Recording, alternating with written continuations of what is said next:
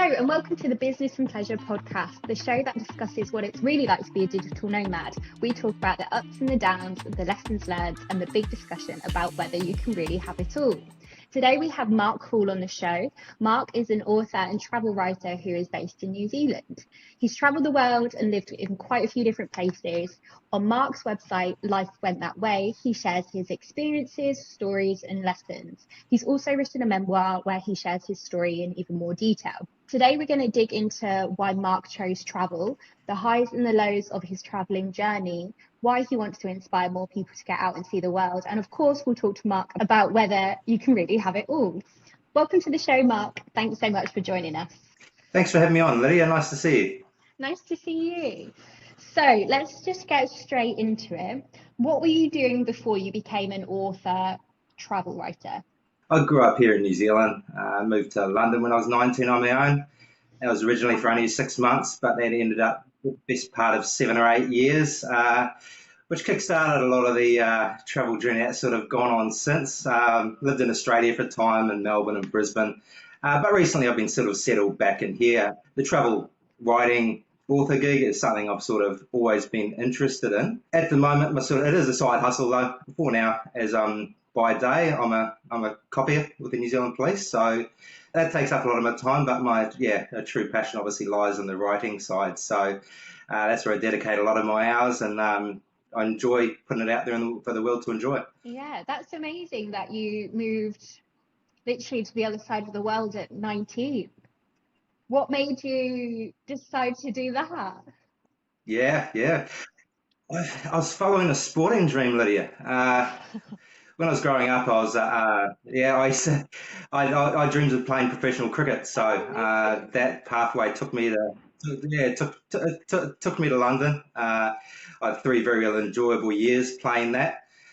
It didn't quite work out as well as I planned, but actually put me on a different trajectory, which I'm actually grateful for, and created some amazing memories.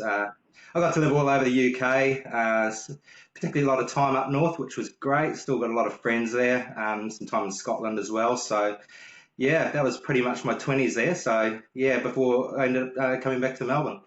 That's amazing. And that's great that it's such a young age as well. You were like, yeah, let's do it. Yeah. Before you moved to London, had you always been interested in travel? Were your family interested in travel? Was it something you always wanted to do? Absolutely. And I've got to really credit my family. In fact, my mum, she's such an inspiration. She's still traveling now in her 70s. I was lucky, sort of my first real overseas trip was to the States when I was about 11 years or 10 years old. My first real solo trip was when I was 16, when I went back to the States to visit some relatives. So just when you're living in New Zealand, it's a little bit different to the rest of the world because you're so isolated. Basically, the nearest country is a 3-hour flight away. So when you're growing up, there's always a fascination about what the rest of the world's like, because when you can't just sort of hop across the Channel Ferry, or when you just can't, there's no obviously land crossings and what have you. I guess it puts more of a mystique in the world. So, and as I was growing up, obviously international travel wasn't as common, I suppose. It's a real motivator to try and actually get out there and explore. And I'm certainly not alone in that case. And I could probably speak for a lot of Australians too, where it's actually, there's an endless fascination with the rest of the world. And I think that becomes part of who you are. And I think that's why you sort of see for a couple of countries with such small populations, there's so many of us scattered around the world. It's a motivator. I find it wasn't such a scary thing to move in 19, and it's something I reflect on now because people do bring it up and people do talk about, like, wow, you're 19 years old, like, you sort of put it in perspective, you sort of can't quite imagine what it's like to pack up on your own and go to the other side of the world. But it's not you don't worry about things that could go wrong. You don't worry about the bad things because when you're a bit younger, you're just excited. I remember looking out the plane window, and I talk about this in the book. You look out the window. I remember flying into London. You sort of seeing all the road houses and terrace houses and what have you. I don't know, Hounslow or wherever near Heathrow. I was just so excited. You just see opportunity. You don't see what could go wrong, and unfortunately, that comes with you as you get a bit older, isn't it?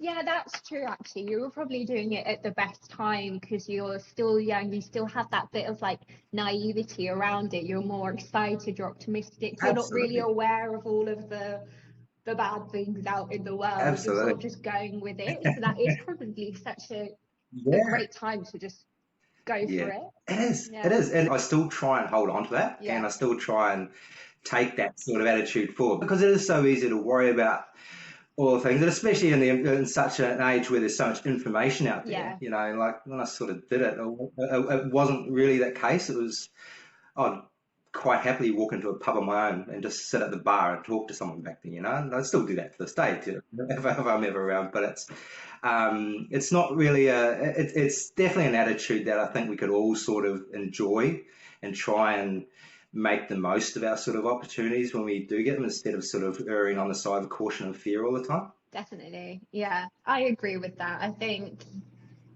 yeah, you have so much information now at your fingertips, and a lot of it is why you shouldn't do something, or so Mm, and so's friends mm, said this, or like it's a lot of it is negative. For yes, instance, when I started solo traveling last year, whenever I started yes, properly, a lot of lots of people like, oh, why, like, oh, or like, why this specific country or whatever it was, and I was sort of just like, why not? And it was sort of nice going back to the just like, oh, screw it, I'll just do it and see what happens, instead of like thinking through everything and then talking yourself out of it. It's nice yeah, to just be like, okay, yeah, we'll see what happens, and you can always go home if anything yeah, goes wrong. So yeah, that's amazing that you started at 19. mm, And it's interesting as well that you said that you traveled with your mum. The first place you went outside of New Zealand was America.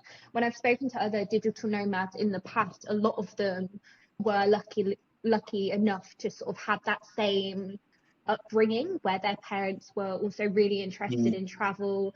They were lucky enough to go to different countries when they were growing up. It was the same with mm, my parents. We lived in a few different countries when we were growing up. With my dad's job, he was always yeah, moving around. They've always loved travel, and then that's fed into me and my brother as well.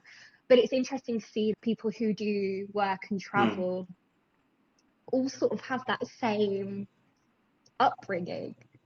Not everyone, but a lot of them. yeah. Yeah, no, absolutely, and obviously the way we're raised, obviously that instills a lot of the values that we sort of carry on right through as we sort of become adults and what have you. So to have that sort of support and the permission almost to go and explore, to go and make the most of things, you know, is actually something that's actually quite special. So I'm very grateful that I actually had that upbringing and had the opportunity to do it. Like my brother lives in America Yeah, now, my other brother lives in Perth, so we're spread all over the world, just.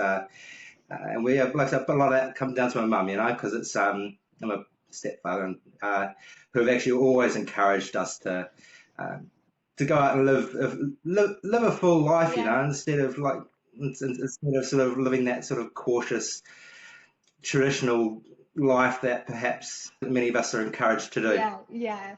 And yeah, it's so nice, isn't it? It's just enjoy the life and see what you Mm, can see and do what you can do and try lots of different things. It's, yeah, it's just having the opportunity absolutely. to sort of just go for it and see what happens is what I really like. Like, similar to Yeah. you, my brother lives in Thailand now, and before that he lived in China, and so Oh, it's funny how nice.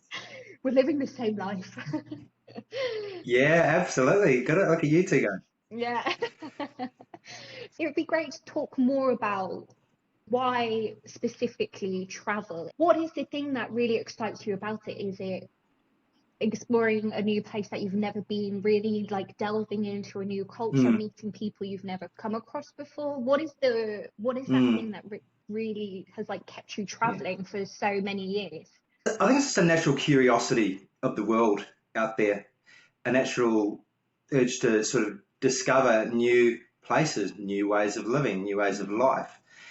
Along the way, you do get to meet those people. Along the way, you actually learn a lot about yourself as well, Lydia, because at the end of the day, it's all part of just an endless journey of actually trying to not only become a better sort of citizen of the planet, but also it's actually just, yeah, it just feeds a natural curiosity that I've always had.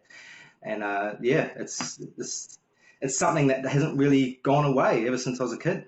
Yeah, there's always more to learn Yeah. and see and do. Yeah, I don't think it will ever go away, which is great. It's easy to overthink it too, Yeah, and I think it's there's a lot of whys, and I'm sort of quite actively engaged on sort of Twitter, where we yeah, sort of came across each other in X and what have you. And there's so many whys and reasons out there that people sort of discuss about, which is great. It sort of drives the conversation. Any sort of travel conversation is going to get me engaged. But I think I just keep coming back to the natural curiosity. I think yeah, we've all got it to an extent. So beyond that, I don't particularly look for reasons to an extent. There's no reasons as to why I sort of do it. It's just me, and I do yeah, it for me. Uh, because after I have a positive experience, after I see somewhere, like I'll see the positive in everywhere pretty much. But there's always a takeaway of some sort, and it definitely. scratches an itch, and it removes the what ifs, I find, because wherever we go somewhere, especially somewhere new, we always go with a preconceived idea of what a place is going to be like. It's easier just to say you're going somewhere based on whether it's an Instagram reel or what have you. Those generate sort of expectations in a way. Yeah, Rarely do those expectations actually meet where I'm going. That's a positive and a negative thing to a point, but it actually means to me, once I actually go and experience these places, that actually I can actually make an assessment, actually, yeah, and take something from that. yeah, And I think that's something we take home with us, and we forget about that too. definitely. Yeah, it's nice to be able to make and have your own opinion about something, about a place, about an Mm, experience, whatever it is. Like we said, so much information out there. Oh, why would I bother going to whatever yeah, place when, yeah, but it's so nice to be able to have your own opinion about a place and then be able to tell people about it and then potentially change their mind on a mm, place. Like, for instance, this year mm, when I started traveling again, I started in Argentina and South America. And I've never touched this side of the world prior to coming here. And none of my mm, friends have, none of my family have. We've always sort of gone the other way. And like, unfortunately, with South mm, America, there's a slight stigma around a few places, and it's got quite an interesting history. And that, there's been like the series Narcos and everything like this, and there's been lots of different things that feed into it not always having like the best name. So lots of mm, people, when I first started yeah, talking about going to South America, they were like, oh, it's not safe, it's this, it's that. People yeah, who have never been. And I was like, well, why not? I've never been. And yes, these have been some of the best places I've ever traveled to, I've ever experienced. I've yeah, never really had any issues at all. And it's been nice that I've been able to make my own opinion instead of just listening to, oh, well, this place isn't safe, or oh, this happened here. And it's just like, well, no, because now I've had my experience and my experience has been absolutely amazing, then I can now share that with people. And I yeah, think that's a really absolutely. nice, important like thing to have. It is, yeah. It is important, Lydia, and through your platforms, you get the opportunity to actually sort of encourage, even if it's like one or two people that actually change someone's mind and may go, hey, I may go to Colombia based on Lydia's experience. That's actually a win, because it actually generates more of an awareness, Mm, a realistic awareness, as opposed to what you said with the world of narcos and all yeah, those sorts of things, which are obviously a long time ago now. yeah, So no, it's a really positive message that you're doing, Lydia, by discussing these places with your guests and what have you. And yeah, if I can sort of contribute one small part to that, then and all good. definitely. Yeah, it's brilliant. So it would be great to talk more about your book. You were always writing, and then you decided to write a book. What was the thing that really pushed Mm. you into writing a book, and why did you want to write a book and share more of your learnings and Mm. experiences with people? Mm. A combination of things, actually. I'll be honest with you, when I started it, I didn't set out to write a book, let alone a 600-page book. I'd always sort of wanted to, so I've always loved reading memoirs. I've Yeah. always sort of read non-fiction is very much a sort of category I'm sort of really interested in. I knew I could write okay. Actually, a funny story is when I was at high school, it's probably the first time I actually realised I could actually string a couple of words together without getting them wrong, was I did a book review at high school, and my English teacher called me in and basically put this review down and asked me, he said, who wrote this? And I was like, well, I did, and I had, obviously. And he basically accused me of plagiarism and wouldn't mark it. I was about 16 at the time. I've always followed a natural sort of writing path from that. Because I'd spent quite a bit of time overseas doing different things, you can tell people had a natural sort of curiosity. People that ask, it's like we go back to the 19 years old when I moved away thing. It's people actually sort of curious about how that sort of comes about and those sorts of things. The idea sort of came to actually start recording some of my memoirs, if you like, was in my sort of late 30s when I went to Nepal and did some trekking around there. And a lot of people were really interested in it. A lot of people were really sort of asking a lot of questions. And then in 2019, we basically traveled around the world for the best part of a year with a 1-year-old on our back. And we parked up in Portugal for 3 months, just on the Algarve there. And after moving non-stop for months on end, I literally just got the laptop out and started writing. And it was essentially just a recording of I'm blessed. I've got a good memory. I can actually remember a lot of things. Some things not so much, but you do that in your 20s. And I started doing that every day and every night. We were parked up on a beach for 3 months, pretty much, and I just started, and it became a habit, and it just carried on and on and on. And yeah, then lockdown came. We were back here in New Zealand by that stage, and in a way, it actually sort of got me through a lot of that sort of lockdown period because, yeah, for an hour or two every day I was writing, and then I realised I had a book at the end of it. And obviously you go through sort of the editing phase and bits and pieces, but it's totally honest with you, when I started, I didn't set out to write a book, but that's what it became. It's something I'm proud of. Yeah, that's amazing. That's nice as well though, because Mm, it's really authentic then. It was just purely you writing down mm, everything and then it slowly progressed into a book. mm, So it couldn't be any more true or mm. honest. And that's nice that you could lean on it in through COVID and all of that weird time and it Yes. became a habit and yeah, that's really Mm. great. So you mentioned then as well that you traveling with a 1-year-old, which sounds like it could potentially be challenging. How different is it traveling with a 1-year-old and a family to traveling by yourself or with your partner? It's just a different experience, Lydia. Not any better, not any worse. And it's something that until you sort of do it, like there is that fear of sort of how's the experience going to be any different, or it's going to be better or worse, or what have you. I would say like it's as good as, if not better. You just change things up. By the time like your nighttime activities are far limited, but you get the opportunity of actually doing it, getting up way before everyone else. Like one of my favourite mornings was we were in Prague for a time and just go on the Charles Bridge. Literally just a handful of office workers floating around, there's street sweepers and what have you, There's hardly, so basically had the Charles Bridge to ourselves.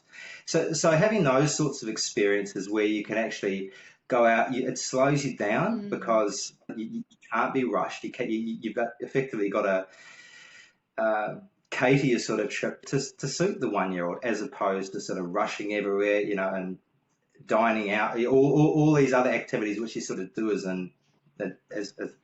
adult traveller, if you want. It just changes things. You get to meet more people, which I found to be something I sort of hadn't expected. Just when you got a kid, it's sort of you do get to meet more people. Like people are naturally curious about. You look different, and they know you're different anyway. But when you got a 1-year-old as well, people want to meet, people want to talk, people want to Yeah. meet you. You always get priority seating and things like that sometimes in restaurants and what have you. And it's been a fantastic experience. It opened your eyes to many other things too, like I think there are times when you've got, like with our 1-year-old, obviously it's constantly attached, but they go and play with other kids, even though there's no common language and things like that, and it's quite a humbling sort of experience, It sort of shows people, kids, it's the language of play, there's no borders there. There's no prejudices and things like that. It's quite a humbling sort of thing, and I think that's a big lesson I took from it. If anything, it's actually probably a cheaper way to travel too, because you're not dining out all the time and things like that. It leaves you more time to actually focus on the experiences as opposed to sort of traditional nighttime adult activities. Yeah, I think that's a really nice Mm, point as well that you mentioned is it slows you down a little bit. Like you can't always be rushing mm, around, and when you are rushing around or jumping from place to place, a lot of the time you're not present, you're not taking in your surroundings, or you're stressed because you're rushing. When you start to slow down, take a step back and really sort of mm, appreciate where you are, mm. it's such a nice feeling, and Yeah. you remember why you're doing what you're doing then when you do have a bit of time to enjoy the new place you're at. That's a lovely point, and something to always remember as Yeah. well.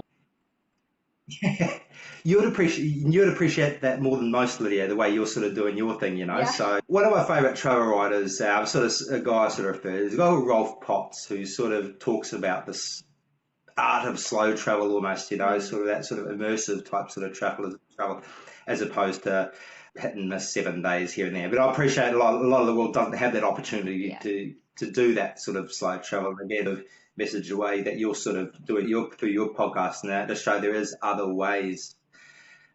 It's we were incredibly grateful that we had the opportunity to actually travel that way.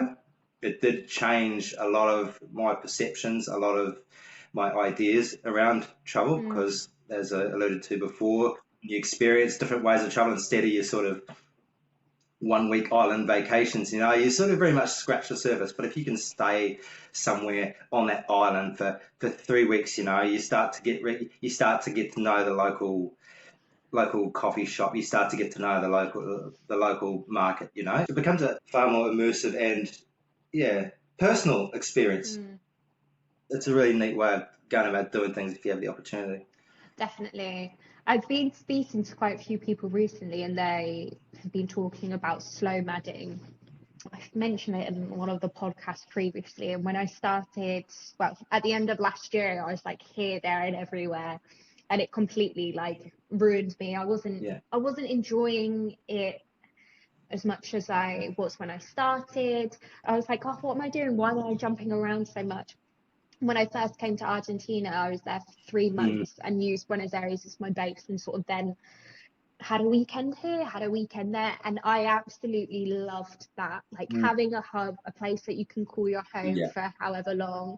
And like you said, you can go Mm, to your local coffee shop and start talking to the same barista every mm, day, and they start learning your order. It's like mm, all of those yeah. little small things that help make a place feel a bit more like a home, Yeah. especially when you're having a rough Yeah. day and you are missing home, or you're struggling with the language or anything Mm, like that. Anything you can do to help make mm, something feel a bit more like a home is amazing when you're traveling. yeah. And I've been thinking Yeah. about it a lot recently, because since after Argentina, I then started doing like a month and a half in this country, a month and a half in this country, and I've absolutely loved it. Mm, And I haven't felt like that's been too much of a rush. But after Argentina, I'm like, okay, I mm, just, the next place I go, I just want to stay in one place for a month or yeah. whatever, and then have like the weekends away. Because I think, yeah, that's sort of what I miss, is being able to have a bit of a Mm, more of a homely space. yeah. It's interesting, isn't it? And everybody's Yeah. different when it comes to It travel, is. but We all have different ways of going about it, and our circumstances sort of dictate that to a long way. Whether yeah, you, whether you have a family or depending on what sort of job you do, or because the end of the day, whatever I'm a big believer in, whatever sort of works for you is the way that's going to work, and you do adapt, you yeah, do actually figure out what the best way is, and you sort of talk about that sort of feeling of you get into like the home sort of feeling, because ultimately we all come from a home somewhere, and as attractive and exotic as the old the travel hopping lifestyle, you can't do it forever. So I think if you can actually do the sort of journey like you're on, where it's a month or so here and there, it sort of strikes a nice balance there, And if that works, you find whatever works. And I think if you speak to any of the sort of people I've sort of engaged with through sort of my networking, they do a similar sort of thing to you, where it's impossible to keep going, and it can be anywhere between a month or even up to 6 months, whatever. They just sort of park up, and it just seems to work for them. It's all about finding your own pace and your own style of travel. Like I said, there's no one size fits all. It's just a case of going out there and actually trying to find what works for you. Definitely, yeah. It's a lot of trial and error, and you figure it out as Yeah. you go. So with that in mind, when you first Yeah. started, so painting the picture, you were 19, you were in the UK, you're exploring. And the great thing about being in the UK, you're in Europe, so you could pop to anywhere in an hour, 2 hours. It's ridiculous. I think we're very lucky being in the UK because, yeah, there's so many amazing countries on our doorstep, which I think we don't really realise until we talk to other people. But when you were first sort of started traveling and exploring new countries, what were your first learnings or your first hurdles that you came across when you first started traveling? Couple actually come to mind. First thing I understood was how, and it was apparent right from the very beginning, is how wrong I was about pretty much everything. Until when you grow up and you grow up with a perception of the world. You grow up with it's almost a prejudice, almost an assumption prejudice of what another place is going to be like based on whether it's can be anything from TVs to books you read to whatever. Yeah. So when I went away, like I could even go back to when I first started in America. You go somewhere with preconceived ideas what something's going to be like, and very, very rarely, in fact, I could probably say never, have I actually gone to anywhere where it's going, that's exactly as I thought it would be. So it actually challenges your assumptions. It actually makes you take a step back and forces you to watch, to learn. And then from there, then you can sort of make an assumption as opposed to sort of going into somewhere and saying, no, this is black and white, when it's more often than not a shade of grey. That's a big learning for me, and that has not stopped. If anything, it's probably continued. And I think it drives that natural curiosity to actually find out what somewhere's really like. And weird little satisfaction that sort of comes about. This doesn't just apply to travel as well. This sort of applies to just trying new things, It's like actually, if you've actually done something or actually experienced something new for the first time, at least you know now, and at least you can make an informed sort of assessment of whether it's for you, whether you enjoyed it or whether you didn't. I can probably talk about bungee jumping is a great one. So I bungee jumped for the first time about 3 years ago, I think it was. And I'd never done that before, and I'm quite frank, I'm quite scared of heights and what have you. Yeah. And I went into it. I probably wouldn't do it again, but it's something that You've done it. I'm actually, it's actually something I can actually go, yes, I've actually done. So I think when you travel somewhere, when you sort of travel somewhere for the first time, those are the sort of learnings, and you actually gain a unique insight based on who you are as to what a place is like. And that's why I always encourage people to say, don't make any judgments about somewhere, and don't go in with too many expectations, because A, they're probably going to be wrong, and B, you'll actually come out of it thinking something completely different. Yeah. That's a good one. Probably the second learning was not everyone's into travel as much as you might expect. I had a few sort of little challenges before I went away, particularly when I was 19, like a grateful support of my mum, but there's still an element of society and people that I sort of knew who are very discouraging of it, almost to the point where you'd sort of pick and choose who you can and can't tell. Yeah. I think it's, as far as a learning go in that sense, it just shows that you've just got to really take charge of your own life, your own choices, and be brave enough to actually go with them. Yeah. Because at the end of the day, once you've made those decisions, once you've gone ahead and done whatever you're going to do, no one really cares anyway. Yeah. It brings it back to you. So much of the way we sort of go about our lives today is to get the validation from others. It could be families, your boss, your friends, all these sorts of outside influences, which don't really matter that much in the end. So as long as you can actually go and put yourself first, then I think everything else sort of flows and everything follows after that. It's generally all right in the end. So yeah, they're probably a couple of the big things that I reflect on, and those don't really change, to be honest with you. Those learnings are still in place today. Yeah, definitely. It's interesting as well that you Mm. mention that some people aren't as into traveling as much as you are. It's a massive interest for me, but it might not be an Yep. interest for someone else, and that is completely okay.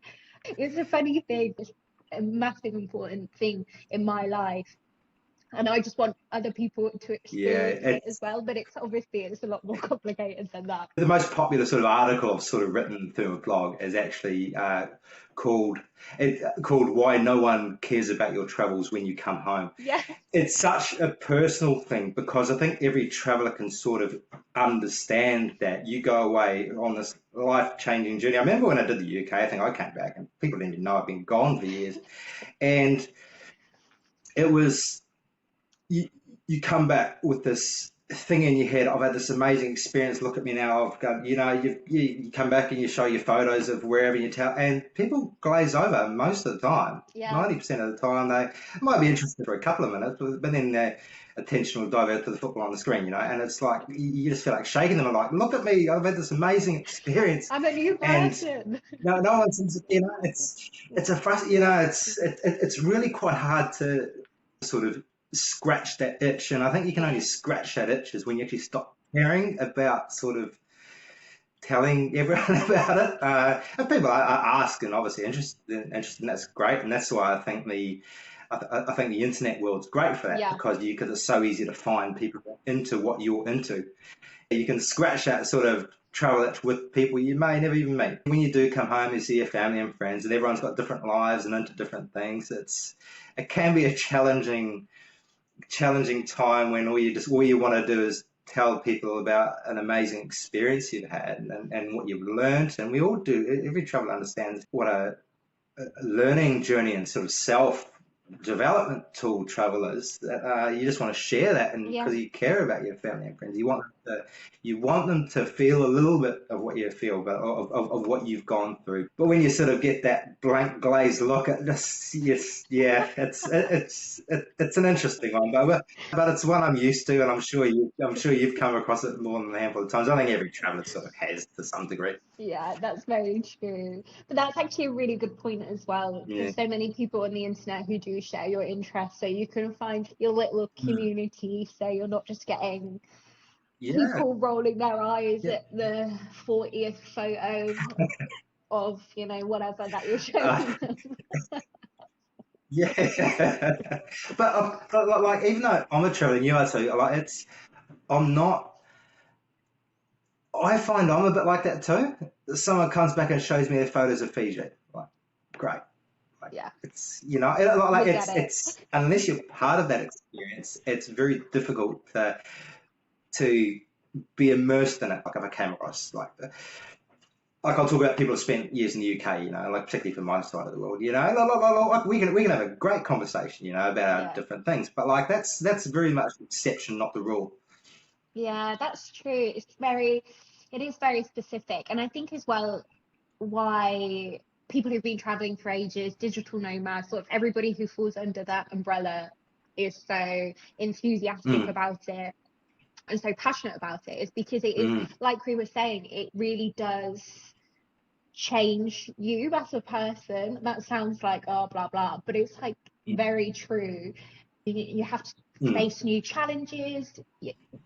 You have to learn different things. There's a lot going on when you are traveling and working, whatever that travel looks like to you. There's a lot that happens in that mm. time. So it makes sense that you Yeah. would be so passionate about, sharing your experiences with people because it can be a lot can happen. Absolutely, absolutely. And no experience is like the next, Yeah. and my experience of Rome might be different to yours. My experience of Costa Rica, well, it will be completely different to yours. So we all experience things in different ways based on sort of, yeah, the way we grow up, the way what we value, all those sorts of things. It's every experience is completely different, but by the same token, even in acknowledging that, you still want to sort of share a little bit of that experience. What would you say your best travel experience is so far? Yeah, probably the most influential one in the scheme of things is when I spent 3 weeks in the Himalayas a few short years ago. I went there I went there on my own, met up with an amazing mountain guide, Cam, who's got his own, started out his own trekking agency, Himalayan Pole Treks, I look it up. And that sort of 3 weeks was like, it was quite a sort of, there was a time in my life when I was sort of struggling. It's almost a bit of an identity sort of issue Mm. in the sense I'd sort of gone into a sort of a corporate sort of world through government and what have you, and it wasn't me. I wasn't in a great space then. So the Himalayas trip came up at a perfect sort of time.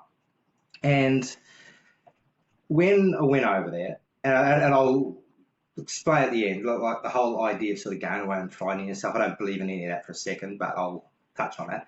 When you go into those sorts of environments for 3 weeks on your own, effectively, where you're sort of being challenged mentally, physically, and those sorts of things, you do get a new appreciation of what's what's important, Mm. B, what you're capable of, and you gain a sense of clarity. And that's what that sort of journey took me on through. Now, it didn't change my life. I didn't do any of that sort of stuff. But what it did do, and you can apply this to any sort of travel experience you have, is whenever you go somewhere or do something different for the first time, you're never quite the same when you come out the other side. It might just be a changed perception. You might have learned something that you hadn't expected. In this sort of case, when I sort of removed myself into such a like a hostile, tough environment Mm. for a matter of weeks, I came up with a far new higher appreciation for a lot of different things in my life, and in a way, it actually kickstarted the whole sort of travel journey that took place over the next couple of years. So as far as influential, that was a particularly big one. On the opposite end, probably the 3 months I spent living in Portugal in spring 2019. That was where I started writing my book. That's where I started engaging with sort of different people online. That's where I started. I started getting this idea that I could actually put something out there uh, that could add value Mm. somewhere for the first time, as opposed to just my sort of normal day to day. So, and I think when you're parked up somewhere for 3 months with little to do other than going to get a book or going to go have a coffee or going to go for a walk to the beach, it actually frees your whole creative mind up, and it actually allows you to start working in ways that you potentially don't get when you're at home, when you're dealing with your responsibilities, when you're dealing with your work and all these sorts of things. So two very different experiences, but both very, very influential in a lot of ways, and completely different environments too, which goes to show that I guess there's not a one size fits all when it comes to having a good travel experience. They're great. Great choices. What about you? Oh, that's a good question. Like I was saying, when I sort of first, so I sort of really kick-started like the digital nomad life Mm, properly mm, last March, April. And again, I had nothing, I was mm, very underprepared. Nothing was planned, nothing was mm, researched. I was just like, screw it, I'll just see what happens. mm, At the beginning of that mm, travel period, I think I was still sort of like jumping around, just figuring out, see what happens. And then I got to a really nice sweet mm, spot where I was in Bali for like 4 months and had explored the majority of it and then found sort of my happy place in Uluwatu, which is like south of Bali. yeah. My work wasn't that busy. I had time to really sort of just sit and think about things. It had been a bit of a hectic year running up to that point. I was a bit here, there, and everywhere, to be honest. And it was just, and obviously Bali's beautiful, it's green, beautiful sea. And it was Mm, just the perfect place to sort of just sit and figure things out a bit and take a bit mm, of the pressure off. I mm, was just really, really happy. And in my head, mm, Uluwatu is my happy place now because, again, it wasn't, oh, I've just made £1 million through mm. my business. It wasn't anything Yeah, like that. It was just like, I've had a bit of time to reflect, think about everything that's yeah, been happening recently, the big changes that have happened. And, you know, I'm okay with it. And yeah, I'm just excited to see what happens. And it was just nice to like give yourself a bit of time. That will always be something I remember and yeah, go back to. So that's probably my number one. It's just a simple thing. It's not like, oh, well, I went to this, you know, amazing place and stayed at this amazing hotel. It was just like, oh, well, I had a bit of yeah, time and had a bit of a think. Like it's yeah, funny, yeah. funny how it works out. It's funny how it works out. I think we overestimate the time, place, circumstances type sort of time we visit somewhere. Now, you obviously needed Bali at that point in your life, Yeah, and I think for me, probably like the places I just mentioned, I needed those experiences in my life. If my mindset had been different in a way, or if yours had been in Bali, you might have had a completely different experience. But you obviously needed that sort of yeah. you needed that environment at that time, and therefore it actually worked for you. So Uluwatu is lovely. Yeah, my brother got married in Bali, so it's a great spot. Love it. Love it. I know. I'm already planning Mm. just after Christmas. I'm gonna go back. Need my Bali fix. It is really nice to sort of think about those things as well because I think with traveling, you you can constantly be on the go. Even if you are staying in a place for 3 months, 3 months, it just time goes so quickly. I guess in it, whatever you do in life, time just flies Mm. by, and it's important to think about the Yeah. things and remind yourself about what you have done, where you've been, what you've learned, what you've gone through, Mm. just everything in whatever you're doing. Yeah. um, Writing's a great medium for doing that too. it's something I'm my own worst enemy when it comes to writing and journaling. It's something I've always dipped into. Mm. It's the making it a habit, which is my problem, because especially with Mm. traveling as well, I would love to have something I could reference back to, like in physical form, because photos are great, but you know, you're missing a lot of detail around that. So that's something I really want to and hope to start doing is writing more of my travel Mm. experiences down because it helps you remember it as well. It does. You Making habits is it's never an easy like it's not easy. It's not something you can do overnight. It's something you need to sort of stick at Yeah, consistently, and even if it's just for 5 minutes a day, you know, you can think of all the millions of good habits that are out there that we sort of get encouraged to do, whether it's writing or exercise or diets or whatever. You know, it's everything. Everything takes time to build, but once it actually becomes part of what you sort of do, it just becomes part of your day, part of your routine, and yeah, that's yeah. I'm sort of grateful I've got a writing habit. It's the writing I do for me, you know, yeah. and ultimately I get to sort of share it, but it's something that's good for my mind. It's something that's good for my creativity and things like that. So ultimately, people will see the end product of it, but the process of actually doing it and actually having that as part of my day every day is very valuable. It's like any sort of thing. Like I get a bit cranky if I don't Yeah, write at least something, even yeah. if it's just a few tweets. You know, it's something that's yeah, it's just part of what I do. So So we've spoken a bit about best travel experiences, the experiences that really have stood out to us and sort of still stand out to us. And I find with mhm. online when it comes to, you know, being a digital nomad, traveling and working, it is amazing. But a lot of the Mhm. time you just read a lot of the good things that come with it, and Yep. it can be very like glamorized and be seen as this amazing thing, and it is amazing, like it's great. But is there anything that you Mm. can think of from your traveling and the negative side to it? Really, have you got a Yeah. story in mind that pops up when you think, oh, you know, actually, is there anything that makes you Yeah. question Um, it? Yeah, absolutely. You're right, 100%. Travel is glamorized Yeah, to and it is.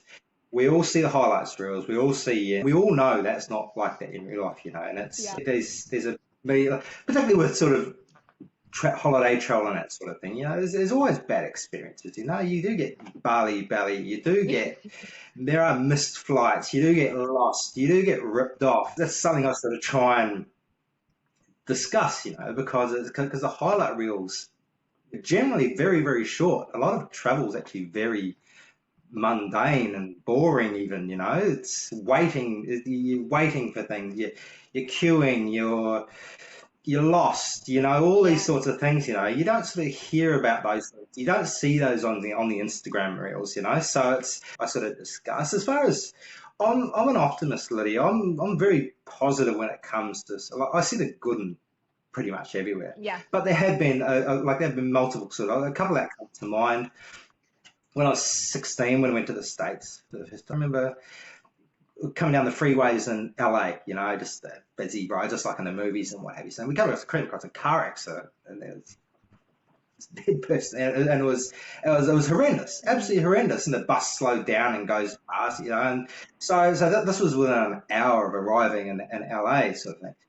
Another time, I was on the tube in London, and I saw this assault in the carriage just probably 15 metres ahead of me. I was the only person on the train, and these two people just beat the living G's out of each other. One guy was unconscious and covered in, just absolutely.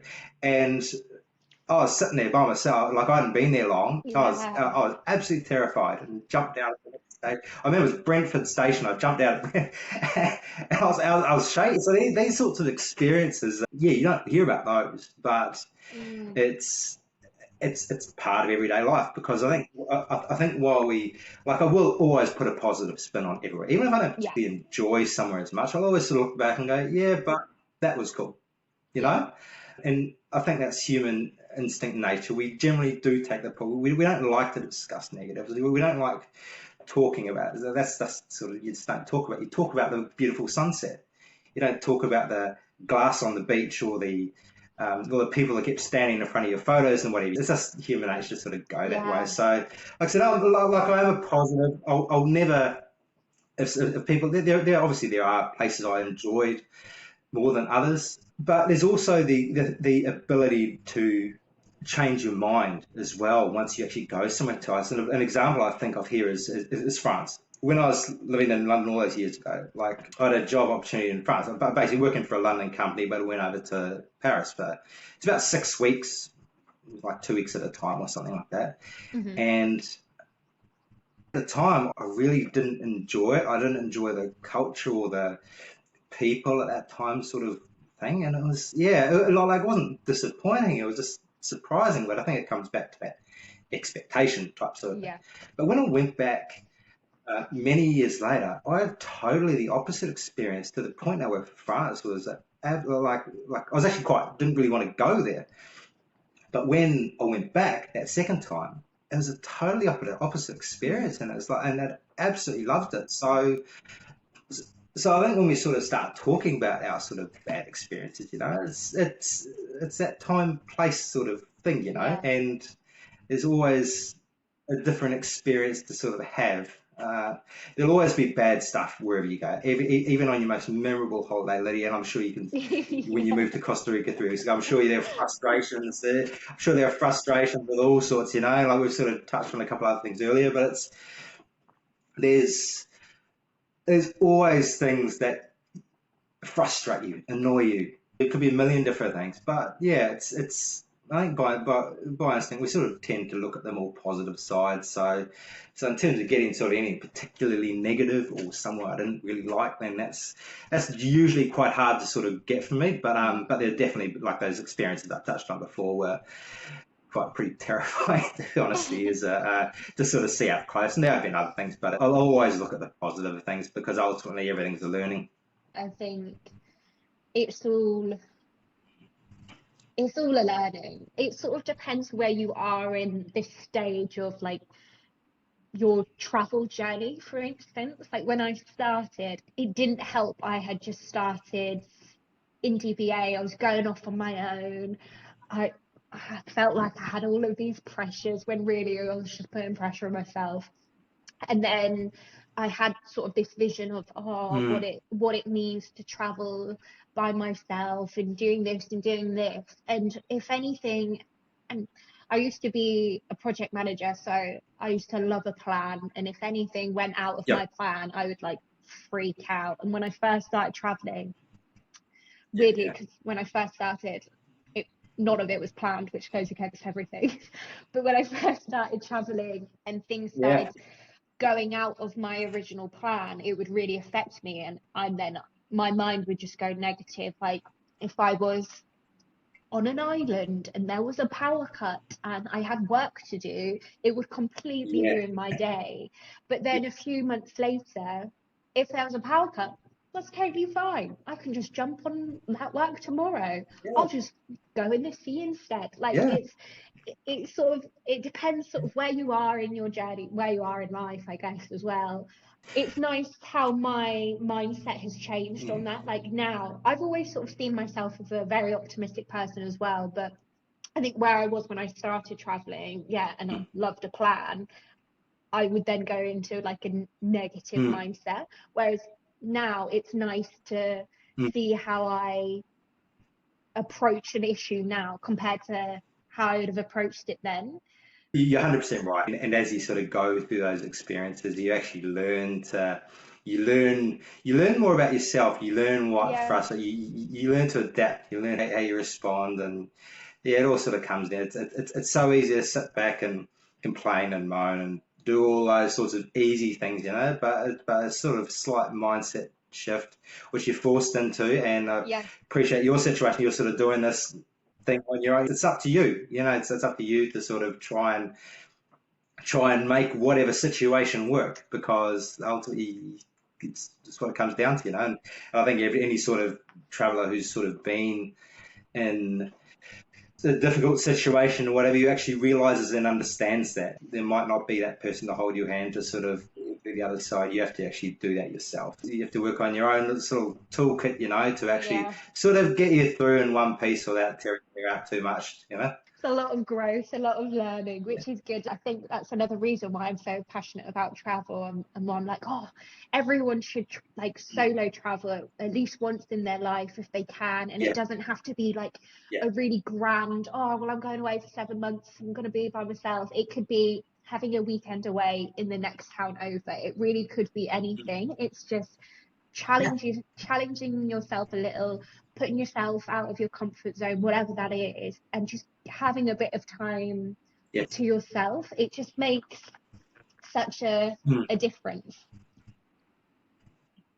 Solo travel in particular is something, because it's something I sort of started out doing. Again, it's sort of come back to that idea. I didn't really look at it like solo traveling. I was just Yeah, going somewhere, and it's it's what's that like? It's such a thing now, and it's great. And I'll always be an advocate for sort of solo travel and the discovery and all those sorts of learnings that it can actually bring you. But by the other hand, you can get incredible experiences whether you're traveling with a family or whether you're yeah, traveling with your partner, or you know what I mean. They're definitely. just different. The solo traveling was great, but like I mentioned before, it was a completely different experience when I did it with my young family. But no travel is better than the other.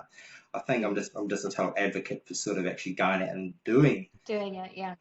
doing it. As you mentioned there, it might just be you don't need to go away and disappear to Bali for the other side of the world, or go to backpack Southeast Asia for 6 months. It might just be go to a different town. Yeah, It might just be to go for a walk in a different park an hour up the road.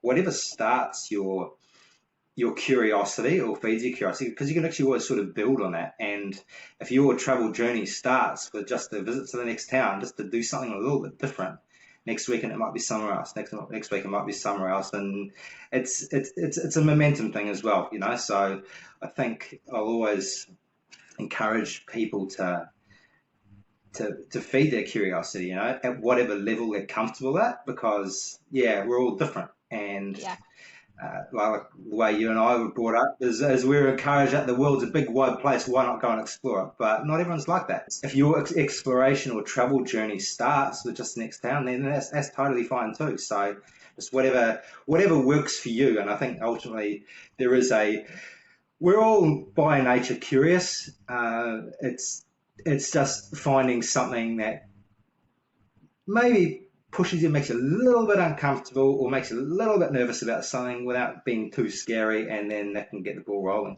Definitely. Or just makes you think there's no right or wrong way to travel. It's just that experience, isn't it? Growing up here, because the world was such an interesting place, and I'm certainly not alone here. It's you sort of ignore your own neighborhood to a point, or it's very easy Yeah. to ignore your own neighborhood. I've been to dozens of countries before I'd even really explored my own country here. And it actually took COVID to actually change that up. So I've done a lot of domestic travel in the last, pretty much the last 3 years. And I've seen most of the country now, and it's not, 95% of the country, which is great. It proved that there's sort of more ways, there's different ways you can actually just sort of scratch that travel bug without actually doing anything particularly adventurous or. Yeah. You mentioned you're based in New Zealand now, and through COVID, you've been able to explore New Zealand more. Why should someone visit New Zealand? FYI, it's definitely on my list. You mentioned earlier about bungee jumping. I Yes. really want to go to New Zealand and do a bungee jump because my mum, when she was Yeah. younger, she did a Yeah. bungee Yeah. jump Oh, there. nice. So it's on my list. With New Zealand, it's only a very small place. In terms of your sort of bang for your buck, you got incredible beaches. The mountains are as good as anywhere I've sort of seen in the world.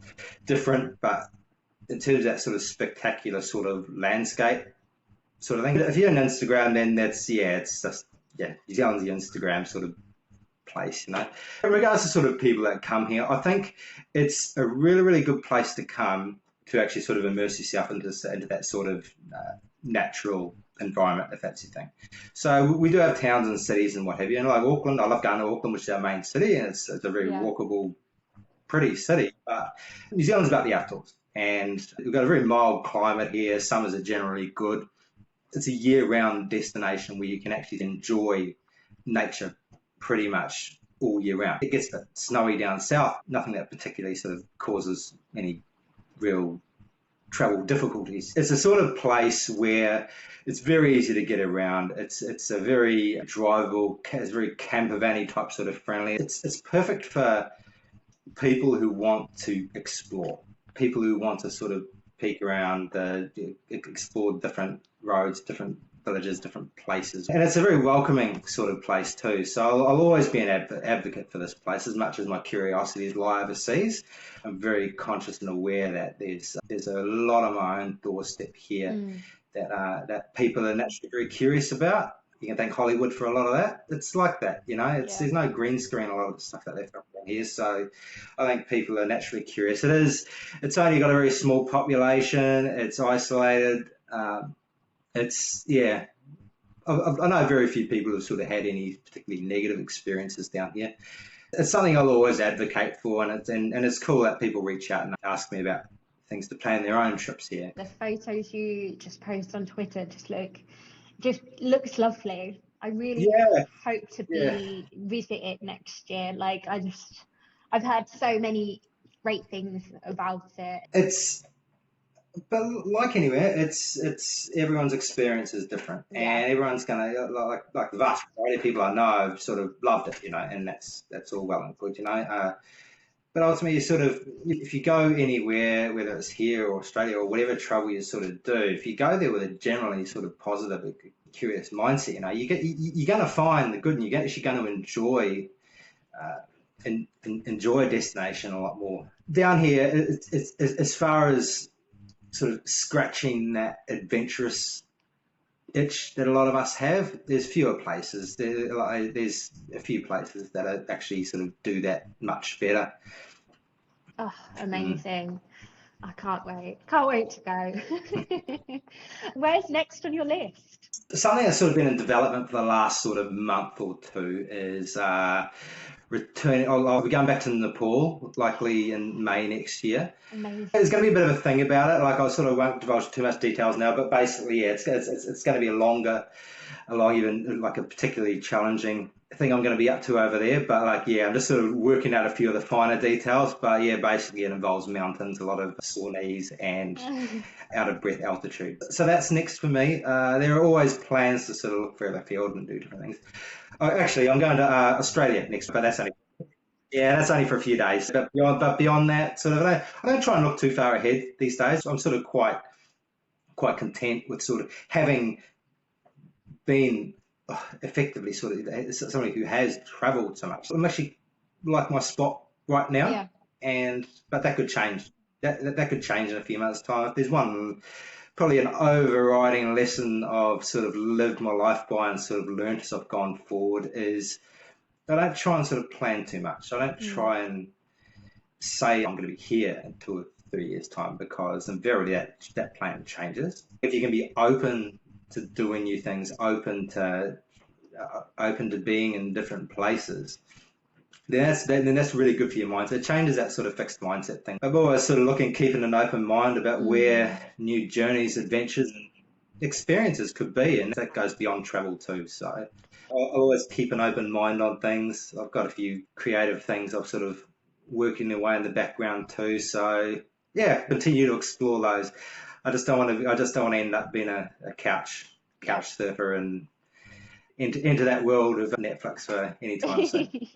Yeah, definitely. I think that's a really good point as well, though. It's like just being open to things and not Mm, always having a strict plan in place.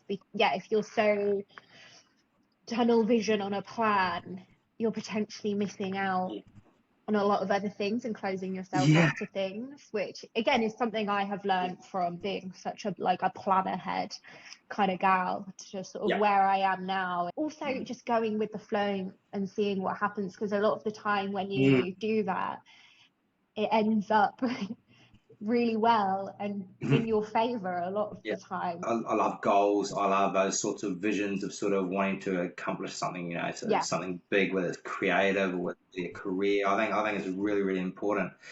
But it's equally important as to sort of keep that sort of wider view as well too, and try not to ignore what's happening right now, definitely. um, what you can do something right now. It's a constant sort of battle. I think it's all so easy to sort of look forward to things at the expense of things you're sort of doing at the present. I think I find like a journaling habit's actually quite good with that. I find a journaling habit actually sort Mm. of keeps you reasonably present, even if it's just for that 5 minutes a day when you sort of do that. But yeah, but like yeah, looking forward to next week. I haven't been to Australia in quite a while, so it'd be good to go there. And actually, ironic is to see we to catch up with some travel friends while I'm Oh, at it from many years amazing. ago. So it'll be good. That would be great. Catch up on Yeah, all yeah, of the old yeah. stories. Oh, oh yeah, and I think that's a whole podcast in itself talking about travel friends. It's special to sort of have those people in your Yeah, life where you can actually sort of talk about things that happened 10 years ago, yeah. 20 years ago, that you can actually go back. The stories always change and get a bit exaggerated, but it's fun and healthy, because I think when we reflect on our positive sort of experiences, it's really, really important, because there's so many things in our lives today that actually are stresses Yeah, effectively. So every opportunity, whether you can go back and whether it's to speak with a friend or family member, we can actually have a laugh and actually talk about some of these really positive experiences in your life, and then you always come away feeling better for it. yeah, So it's a win-win, really. definitely. Oh, that sounds great. I'm Mm, excited to see all the updates from mm, Nepal as well. Very, very jealous. Mark, mm. I'm aware I've chewed off your ear for far too long now. So we are on the final question. Can you really have it all? Can you have a balance of business and pleasure? You can, and for each person, it's going to be different though, and that's why there's no one size fits all when it comes to saying this is how your experience can be as equally satisfying as the person next to you. You just have to persevere and actually find out what works for you, whether it's a creativity project alongside your normal work, or whether your creativity project is the nomadic lifestyle like you sort of do. There's always got to be a balance there somewhere, because ultimately it can't all be pleasure and it can't all be business. We've all got to explore what works for us and find our balance. And what works for us works for us. It's fine to sort of talk about that, what works for other people. I've found a reasonably decent balance with what I do, and sometimes that might only be an hour or two of sort of my sort of creative, which is a lot of my pleasure stuff.